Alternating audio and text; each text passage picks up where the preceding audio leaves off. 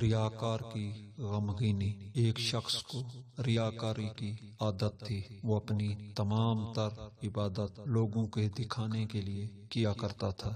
ایک دفعہ اس نے اپنے دل میں سوچا کہ پوری زندگی تو میں نے ریاکاری کی عبادت کی ہے، ایک رات ریا سے مبرہ ہو کر بھی عبادت کر لوں۔ اس نے دل میں فیصلہ کیا کہ فلاں محلہ میں ایک ویران سی مسجد ہے، آج رات میں وہاں جا کر نماز پڑھوں گا۔ جیسے ہی لوگوں کی آمد و رفت موقوف ہوئی، وہ اس مسجد میں چلا گیا اور وہاں خلوت میں جا کر نمازیں پڑھنے لگا۔ اسی اثنا میں اس نے مسجد کے دروازہ کھلنے کی صدا سنی تو جذبہ ریا سے سرشار ہوا اور دل میں کہا، چلو اچھا ہے، اس محلہ والے میری نمازوں سے واقف نہ تھے، کوئی نہ کوئی تو اس مسجد میں آ ہی گیا جو میری نمازیں دیکھے گا اور لوگوں کو میرے زہد و تقوی کی اطلاع دے گا۔ چنانچہ اس نے وہ پوری رات عبادت میں صرف کر دی۔ جیسے ہی صبح ہوئی اور روشنی پھیلی تو اس نے دیکھا کہ مسجد کے ایک کونے میں سیاہ رنگ کا